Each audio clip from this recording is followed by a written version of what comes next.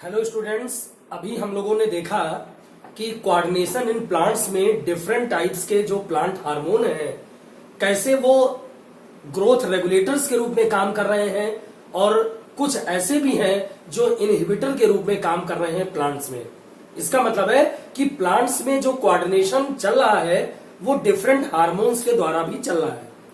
उसी प्रकार अगर हम हार्मोनल सिस्टम इन एनिमल्स की बात करें कि एनिमल्स में भी बहुत सारे हार्मोन्स होते हैं और वो हार्मोन्स के द्वारा भी एनिमल्स के अंदर बहुत सारी ऐसी वाइटल एक्टिविटीज हैं जो कोऑर्डिनेट हो रही हैं, जो जिसका कोऑर्डिनेशन हो रहा है लेकिन कंट्रोल भी हो रही है।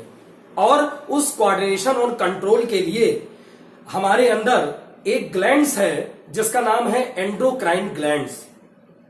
तो बेटा अगर हम सबसे पहले बात करें कि एंडोक्राइन ग्लैंड्स हैं क्या, आपको पता है कि एंडोक्राइन ग्लैंड्स एक डक्टलेस ग्लैंड है, एक नलिका विहीन ग्रंथि है। और एंडोक्राइन ग्लैंड्स की के द्वारा जो हम स्टडी करते हैं, एक पूरे बायोलॉजी की ब्रांच की स्टडी करते हैं, उसको बोलते हैं एंडोक्राइनोलॉजी।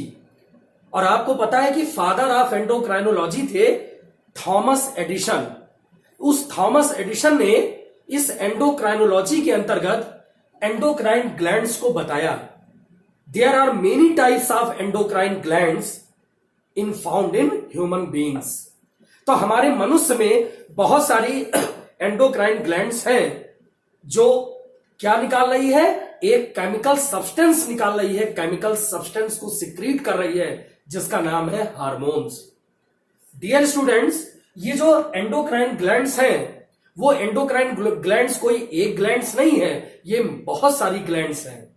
जैसे अगर हम आपको बात करें कि pituitary gland, thyroid gland, parathyroid gland, adrenal gland, pineal body, thymus gland, pancreas और गोनेट्स, ये बहुत सारी एंडोक्राइन ग्लैंड्स है।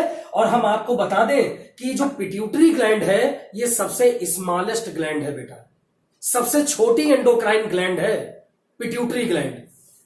आपके हाइंड ब्रेन के पास ये एक गुलाबी रंग के जैसे एक छोटा सा मटर का दाना होता है, उस प्रकार के मटर के पॉड के समान ये आपके पिंक कलर की स्ट्रक्चर के रूप में लगी हुई है जिसको हम कहते हैं पिट्यूटरी ग्लैंड।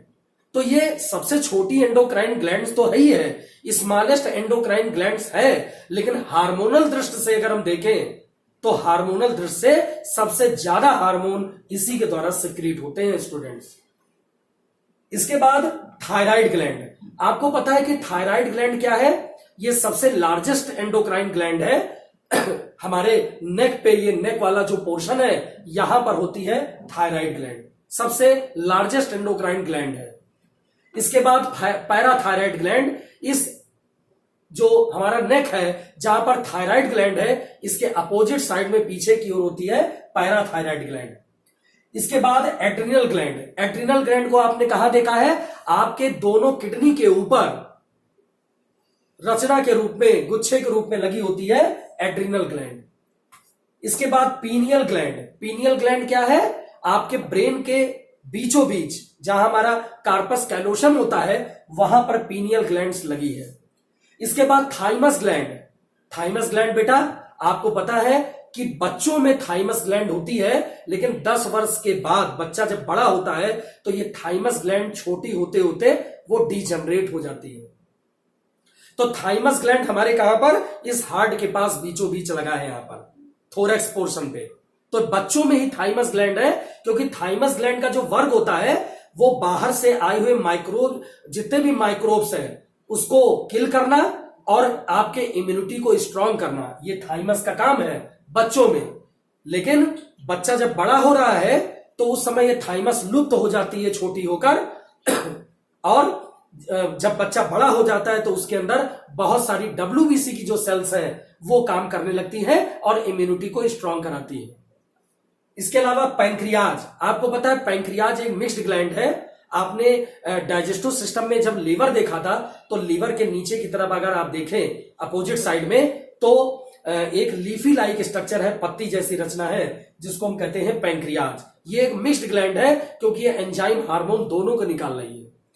इसके बाद अगर हम गोनेट्स की बात करें आपको पता है बेटा गोनेट्स दो प्रकार के होते हैं, एक मेल गोनेट और एक फीमेल गोनेट। जो मेल गोनेट्स होता है वो पिब्यूटरी के समय, पिब्यूटरी क्या है, सेक्सुअल मेच्योरिटी का जो टाइम है उस समय ये मेल जो गोनेट्स होता है वो एक प्रमुख हार्मोन सिक्रीट करता है, टेस्टोस्टेरोन। ये मेल हार्मोन है टेस्टोस्टेरोन, जो आपके पिब्यूटरी के समय स्पर्म को प्रोड्यूस करने के लिए हेल्पफुल करता है, टेस्टोस्टेरोन। इसके अलावा जो फीमेल हार्मोन होता है इसी गोनेट्स में, जिसको एस्ट्रोजन बोलते हैं, एस्ट्रोजन भी क्या होता है, पिब्यूटरी के समय, सेक्सुअल मेच्योरिटी के समय ओवा को प्रोड्यूस करने के लिए हेल्पफुल करता है। तो मेन हार्मोन मेल का टेस्टोस्टेरोन और फीमेल का क्या है, एस्ट्रोजन। तो अगर हम ये बात करें, सबसे पहले हम बात करते हैं पिट्यूटरी ग्लैंड की। तो बेटा आपको पता है कि पिट्यूटरी ग्लैंड को हम मास्टर ग्लैंड कहते हैं, और मास्टर ग्लैंड का काम क्या होता है कि जितने भी अदर एंडोक्राइन ग्लैंड्स हैं इससे निकलने वाले हार्मोन्स को कंट्रोल करना, कहीं वो एक्सेस ना निकलने पाए, ज्यादा ना निकलने पाए, तो वो हार्मोन्स को कंट्रोल करता है। तो अब क्या है कि एंडोक्राइन ग्लैंड्स क्या निकाल रही है, हार्मोन्स को निकाल रही है। तो जरा देख लें कि सबसे पहले अकेले हार्मोन है क्या।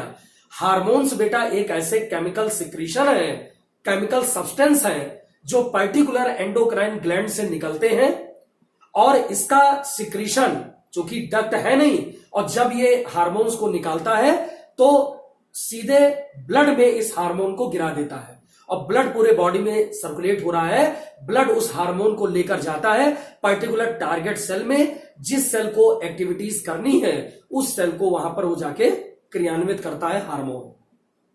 तो हार्मोन क्या है, एक ऐसा केमिकल सब्सटेंस है, केमिकल सिक्रीशन है जो पर्टिकुलर टारगेट सेल में जाकर होने वाली आपकी जो वाइटल एक्टिविटीज है उसको स्टिमुलेट करता है, उसको उद्दीपित करता है। तो अगर हम पहले देखें ये पिट्यूटरी ग्लैंड की हम बात करें बेटा, तो पिट्यूटरी ग्लैंड आप देख रहे हो, इसका है तो ये बहुत छोटी सी एंडोक्राइन ग्लैंड, लेकिन इसका हमने सेक्शन काट के आपको दिखाया है। ट्रांसफर सेक्शन जो आप देख रहे हो, इसमें 3 लोब होते हैं बेटा। एक लोब होता है एंटीरियर लोब या एडनोहाइपोफाइसिस, दूसरा लोब होता है पोस्टीरियर लोब या न्यूरोहाइपोफाइसिस, और बीच में होता है पार्स इंटरमीडिया। तो आपको बेटा बता दें कि जो एंटीरियर लोब या एडनोहाइपोफाइसिस है इसमें 5 से 7 हार्मोन सिक्रीट होते हैं। 2 हार्मोन आपका न्यूरोहाइपोफाइसिस में सिक्रीट होता है और 1 हार्मोन आपका पार्स इंटरमीडिया से सिक्रीट होता है। अब जो ये एडनोहाइपोफाइसिस से हार्मोन सिक्रीट होता है, जिसमें कि ग्रोथ हार्मोन जिसको जीएच कहते हैं, एसटीएच हार्मोन जिसको सोमैटोट्रोपिक हार्मोन कहते हैं, एसीटीएच हार्मोन जिसको एड्रेनोकार्टिकोट्रोपिक हार्मोन कहते हैं, जैसे एफएसएच फॉलिकल स्टिमुलेटिंग हार्मोन, ऐसे बहुत सारे हार्मोन इससे सिक्रीट होते हैं। इसी प्रकार न्यूरोहाइपोफाइसिस से भी 2 हार्मोन निकलते हैं। एक तो आपका होता है पीटोसिन, है ना, आपको पता है पीटोसिन भी बोलते हैं और इसको एडीएच भी बोलते हैं, anti diuretic hormone. ADH hormone और ऑक्सीटोसिन, ये 2 हार्मोन होते हैं। तो एंटी डायूरेटिक हार्मोन ये भी आपका न्यूरोहाइपोफाइसिस से निकल रहा, इसके अलावा ऑक्सीटोसिन ये भी इसी से निकल रहा है। तो 2 हार्मोन तो इससे निकल रहे हैं। अब ये जो आपका पार्स इंटरमीडिया है, इससे केवल बेटा 1 हार्मोन निकलता है जिसका नाम है मेलानोसाइट स्टिमुलेटिंग हार्मोन। ये मेलानोसाइट स्टिमुलेटिंग हार्मोन आपके बॉडी की जो स्किन है उस स्किन के अंदर जो मेलानोसाइट सेल है, उस मेलानोसाइट सेल्स में मेलानिन को सिक्रीट कराने में सहायता करता है। तो मेलानिन जितनी सिक्रीट होगी उतने ही आप डार्क होते जाएंगे, उतने ही आप काले होते जाएंगे। मेलानिन जितनी कम सिक्रीट होगी उतने ही आपका कलर फेयर होगा। तो मेलानिन के कारण ये कलर का डिफरेंशिएशन हम करते हैं। तो ये आप देख रहे हो पिट्यूटरी ग्लैंड सबसे ज्यादा हार्मोन, लगभग आप समझिए कि 11 से 13 हार्मोन तक पूरे पिट्यूटरी के द्वारा सिक्रीट होते हैं। दूसरा होता है थायराइड ग्लैंड। आपको पता है इस नेक में लगी है थायराइड ग्लैंड, और थायराइड ग्लैंड के कारण ही थायराइड ग्लैंड क्या निकाल रही है, एक प्रमुख हार्मोन निकाल रही है जिसका नाम है थायरॉक्सिन। और डियर स्टूडेंट्स, थायरॉक्सिन की अगर कमी हो जाती है तो आपको पता है कि एक रोग होता है ग्वाइटर। ग्वाइटर में क्या होता है कि ये जो नेक है, इस नेक के ऊपर जो थायराइड ग्लैंड है ये निकल के बाहर आ जाती है, जिसको हम ग्वाइटर कहते हैं, घेंगा नामक रोग। इसी प्रकार कभी कभी थायरॉक्सिन की अधिकता भी होती है और उस अधिकता के कारण एक बीमारी और हो जाती है, एक्सोथैल्मिक ग्वाइटर।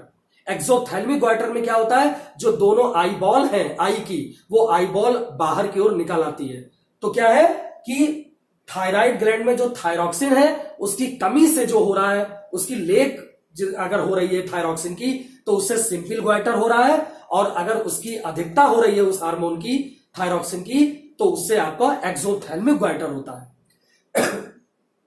इसके बाद एक ग्लैंड होती है पैराथायराइड ग्लैंड, ये प्रमुख हार्मोन निकालती है पैराथार्मोन। ये एक होता है एड्रिनल ग्लैंड। एड्रिनल ग्लैंड आपके किडनी के ऊपर लगी हुई है, और आपको पता है कि एड्रिनल ग्लैंड से एक प्रमुख हार्मोन निकलता है, एड्रिनलिन हार्मोन। आपको पता है कि एड्रिनलिन हार्मोन, इसको इमरजेंसी हार्मोन भी कहते हैं, विपत्ति के समय प्रयुक्त होने वाला हार्मोन है। और ये एड्रिनल ग्लैंड से जो एड्रिनलिन बेटा निकलता है, आपको पता है कि आपके अंदर ब्लड प्रेशर को, हार्ट बीट को, या इसके अलावा कार्बोहाइड्रेट की मेटाबॉलिज्म को भी ये रेगुलेट करता है बेटा, क्या, एड्रिनलिन हार्मोन। तो ये एड्रिनल ग्लैंड से ही सिक्रीट हो रहा है, इसको इमरजेंसी हार्मोन भी कहते हैं। पीनियल ग्लैंड जो आपके ब्रेन के बीचों बीच में है, ये मेलाटोनिन नामक हार्मोन को सिक्रीट करता है। आपको पता है कि मेलाटोनिन के कारण ही जितने भी आपने देखा है कि कुछ ऐसे कार्निवोर्स और ऐसे एनिमल्स हैं जिनके जो रात्र में जिनकी आंखें चमकती हैं, वो क्यों चमकती हैं, मेलाटोनिन के कारण, है ना। उसकी वो एक पर्दा होता है मेलाटोनिन का, जिसके कारण वो आंखें चमकती हुई दिखाई पड़ती हैं। तो मेलाटोनिन हार्मोन भी सिक्रीट होता है पीनियल ग्लैंड से। थाइमस ग्लैंड हमने बताया बच्चों में है, और मुख्य रूप से क्या है, ये इम्यूनिटी को डेवलप करने के लिए है थाइमस ग्लैंड।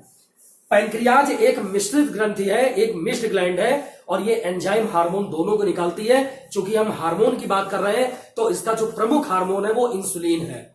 आपको बेटा है पता है कि बॉडी में, अगर बॉडी में जो हमारा ब्लड है, उस ब्लड में इंसुलिन अगर कम हो जाती है तो ग्लूकोज की मात्रा बढ़ जाती है, और इंसुलिन अगर कम हो रही है, पैंक्रियाज इंसुलिन नहीं बना पा रहा है और ग्लूकोज की प्रतिशत बढ़ती जा रही है, तो एक बीमारी हो जाती है हाइपरग्लाइसीमिया। अगर बॉडी में सामान्य मात्रा से ग्लूकोज लेवल इंक्रीज हो रहा है तो उसको बोलते हैं हाइपरग्लाइसीमिया, और अगर बॉडी में सामान्य मात्रा से ग्लूकोज लेवल कम है तो उसको बोलते हैं हाइपोग्लाइसीमिया। तो अगर पैंक्रियाज में इंसुलिन बन नहीं रही है और ग्लूकोज तेजी से बन रहा है, वो ग्लूकोज ब्लड से छन कर आ रहा है यूरिन में, और यूरिन पूरी पास आउट हो रही है और उससे पूरा ग्लूकोज निकलता जा रहा है, तो वो एक बीमारी हो जाती है डायबिटीज, जिसको मधुमेह या शुगर नामक बीमारी कहते हैं। तो इसका प्रमुख हार्मोन क्या है, इंसुलिन है। ग्लूकागान भी निकलते हैं, सोमैटोस्टेनिन भी निकलते हैं। ये सभी हार्मोन कार्बोहाइड्रेट की मेटाबॉलिज्म को कंट्रोल कराने का बेटा काम करता है। इसके बाद अगर हम देखें लास्ट हार्मोन गोनेड्स की बात करें, तो आपको पता है गोनेड्स में हमने बताया कि एक मेल गोनेड्स, एक फीमेल गोनेड्स। और मेल गोनेड्स में क्या है कि जो मेल का एक प्रमुख हार्मोन है, जिसको हम टेस्टोस्टेरोन कह रहे हैं, ये मेल में है, और सेक्सुअल मैच्योरिटी के टाइम, प्यूबर्टी के टाइम, ये क्या है, स्पर्म को प्रोड्यूस करने के लिए प्रेरित कर रहा है। इसी प्रकार फीमेल में एक प्रमुख हार्मोन निकल रहा है एस्ट्रोजन।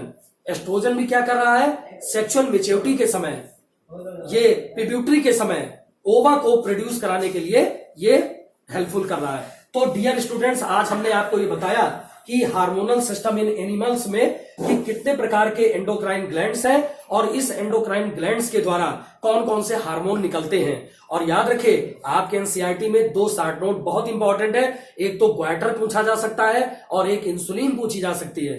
तो याद रखिएगा, ग्वाइटर जो डिसीज होती है वो थायराइड ग्लैंड से जो थायरॉक्सिन निकल रही है, उसकी कमी से होने वाला ये ग्वाइटर रोग है, लेकिन इसकी अधिकता से एक्सोथैल्मिक ग्वाइटर होता है। इसके अलावा आपको पता है कि जो इंसुलिन है, वो इंसुलिन पैंक्रियाज बनाती है। पैंक्रियाज अगर इंसुलिन को कम करती है तो ग्लूकोज की सांद्रता बढ़ती है, ग्लूकोज का परसेंटेज बढ़ता है, और वही ग्लूकोज हमारे यूरिन के साथ जब पास आउट होने लगता है तो फिर वो एक डिसीज में कन्वर्ट हो जाती है, डायबिटीज नामक डिसीज। तो हमने ये आपको different type of endocrine glands बताई, उसके द्वारा निकलने वाले हार्मोन्स को बताया, और इस हार्मोन की कमी से कौन कौन से डिजीज हो सकते हैं वो बताया। और ये आपका पिट्यूटरी का टीएस है, मोस्ट इंपॉर्टेंट है, क्योंकि हम पिट्यूटरी ग्लैंड को मास्टर ग्लैंड कहते हैं, और मास्टर का मतलब ये होता है कि जितनी अदर एंडोक्राइन ग्लैंड्स है उससे निकलने वाले हार्मोन्स को वो कोऑर्डिनेट भी करती है और कंट्रोलेशन का भी काम करती है बेटा। तो इस प्रकार ये जो आपका चैप्टर चल रहा था control and coordination in animal and plants, ये आपका मैंने फिनिश कर दिया है। लास्ट ये पॉइंट था आपका हार्मोनल सिस्टम इन एनिमल, इसको ठीक से बेटा कंप्लीट करिएगा, ठीक से पढ़िएगा। Okay, thanks.